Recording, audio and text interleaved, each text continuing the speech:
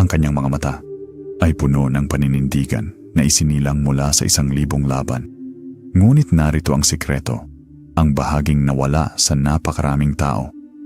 Tulad ng anumang sandata, kung ito ay ginamit ng hindi tama, nawawala ang halos lahat ng kapangyarihan nito. Isipin ang isang sundalo sa harap na linya na binigyan ng pinaka-advanced, malakas na rifle na nilikha kailanman. Ngunit walang nagturo sa kanya kung paano i-load ito, kung paano i-target ito, kung paano hilahin ang gatilyo.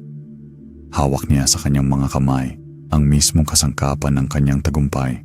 Ngunit para sa kanya, ito ay higit pa sa isang mabigat na piraso ng metal.